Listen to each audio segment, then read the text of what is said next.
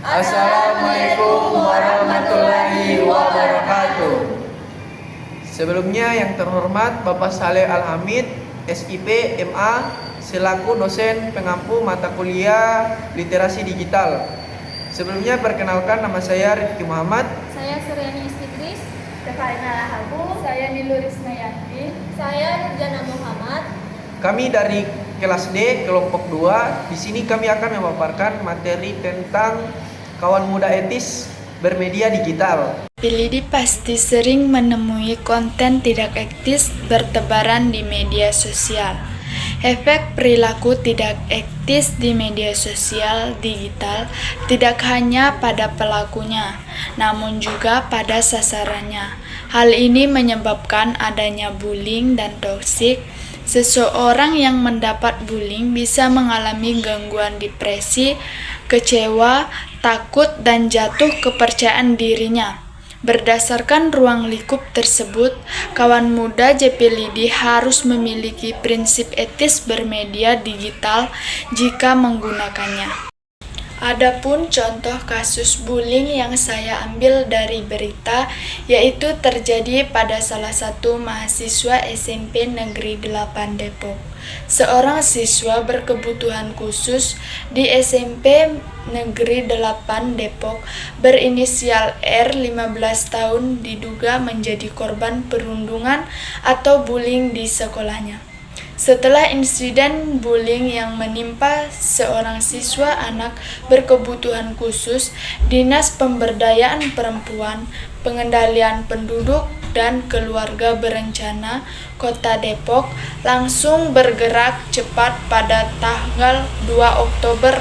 Pelaksanaan teknis daerah perlindungan anak mengunjungi Rumah Sakit Brimob tempat korban berinisial R dirawat setelah mengalami luka akibat pelampiaskan frustasinya dengan memukul kaca kelas.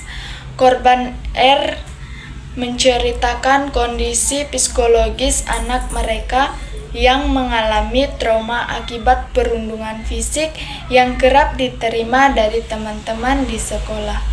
Korban yang merupakan siswa eksklusif mengaku takut untuk kembali ke sekolah setelah insiden tersebut. Pengertian etika. Etika adalah tentang apa yang baik dan apa yang buruk, dan tentang hak dan kewajiban moral atau akhlak. Etika adalah kemampuan individu dalam menyadari, mencontohkan, menyesuaikan diri, merasionalkan, mempertimbangkan, dan mengembangkan tata kelola etika digital dalam kehidupan sehari-hari. Toksik adalah perilaku hubungan atau lingkungan yang memberikan dampak negatif dan merusak terutama pada kesehatan mental dan emosional seseorang. Jadi, contoh yang saya ambil dari materi kami yaitu tentang menyebarkan informasi tanpa verifikasi atau hoaks. Nah, bercerita tentang hoaks, saya mendapatkan berita hoaks baru-baru ini di Kompas.com dengan berita tentang Menteri Yusril sebut ada oknum polisi yang jebak Amarzoni. Menurut narasi dengan berbagai unggahan, Yusril menyebut bahwa oknum polisi tersebut menuduh Amar mengedarkan narkoba. Namun setelah ditelusuri oleh tim cek fakta Kompas.com, narasi tersebut tidak benar atau hoaks. Nah, dengan narasi yang beredar atau mengklaim Yusril Ihzah Mahendra mengatakan ada oknum polisi yang menjebak Amarzoni, dibagikan akun Facebook ini dan ini. Keterlibatan oknum polisi yang jebak Amarzoni dilepas. Ternyata ini permainan politik agar menjadi pengalihan isu Trans 7. Namun, oknum polisi sudah dipecat, mereka selama ini justru ngasih para narapidana mengonsumsi barang haram tersebut. Yusril sampaikan permohonan maaf dalam waktu dekat, Amar akan bebas. Tim cek fakta Kompas.com melakukan penelusuran tetapi tidak menemukan informasi kredibel. Yusril mengatakan bahwa ada oknum polisi yang menjebak dan menuduh Amarzoni mengedarkan narkoba. Tim cek fakta Kompas.com kemudian menelusuri foto Yusril sedang memberikan keterangan pers menggunakan teknik reverse image search. Diketahui foto itu bersumber dari unggahan video di kanal YouTube TV One News pada 12 September 2025. Akan tetapi dalam video itu Yusril tidak membahas kasus peredaran narkoba yang menjerat Amarno Joni. Namun ia menyampaikan bahwa rancangan undang-undang atau RRU perampasan aset masuk dalam daftar program legislasi nasional atau Proglens. Prioritas 2025 sampai 2026. Contoh perilaku etis dan tidak etis. Perilaku etis, jujur dalam perkataan dan tindakan, disiplin dan bertanggung jawab, menghargai hak orang lain, menepati janji, bersikap adil dan tidak diskriminatif, menjaga kerahasiaan. Perilaku tidak etis, berbohong atau menipu, mencuri atau korupsi, ingkar janji dan tidak bertanggung jawab, menyalahgunakan wewenang, diskriminasi dan ketidakadilan, menghina atau merendahkan orang lain. Adapun jenis-jenis perilaku toksis. Yang pertama, perilaku tidak memiliki rasa empati dan simpati.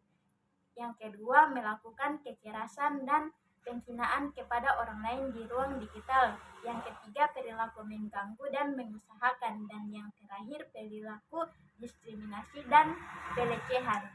Contoh kasus pelanggaran privasi yaitu mengakses ponsel ataupun media sosial seseorang tanpa sepengetahuan orang tersebut, merupakan sebuah pengkhianatan kepercayaan. Bukan soal hanya mengupload foto atau video, tetapi itu juga hak kita dalam menjaga privasi kita agar tetap aman. Pelanggaran privasi di media sosial dapat meninggalkan jejak digital secara permanen dan dapat merusak reputasi para korban. Makanya ada yang namanya etika digital. Jadi pada kesempatan kali ini saya ingin menjelaskan tentang dampak perilaku toksik. Yang pertama, bagi diri sendiri, kita bisa kehilangan teman dan relasi sulit dipercaya dan dihargai. Dapat mengganggu kesehatan mental seperti stres, cemas, dan merasa bersalah. Menghambat perkembangan diri dan karir.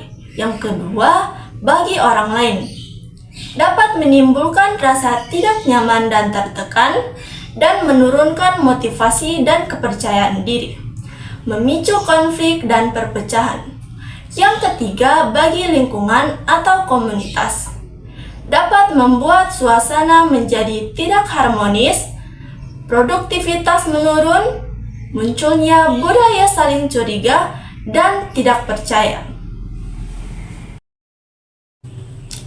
Baik, jadi pada materi ini saya mengambil kasus tentang komentar negatif di media sosial. Saya mengambil contoh dari salah seorang selebgram di Indonesia yang bernama Fujianti.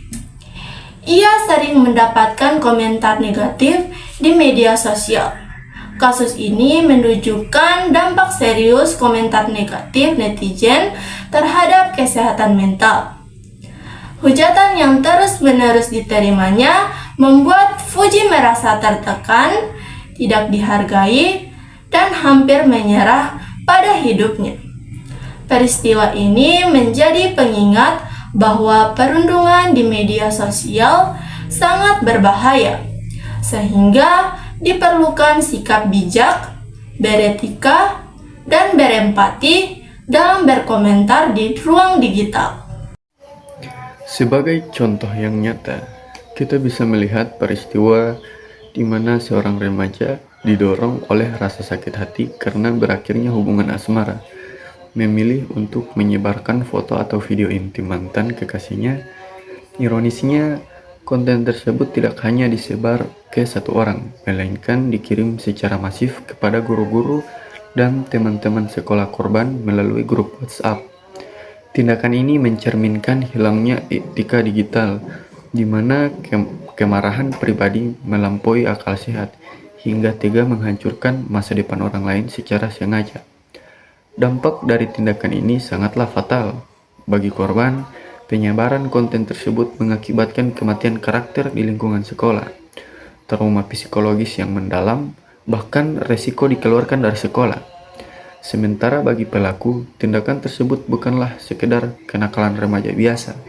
Berdasarkan ulasan hukum di Tempo, tindakan ini merupakan pelanggaran berat terhadap pasal 27 ayat 1 Undang-Undang ITE mengenai penyebaran muatan yang melanggar kesusilaan dengan ancaman pidana hingga 6 tahun penjara.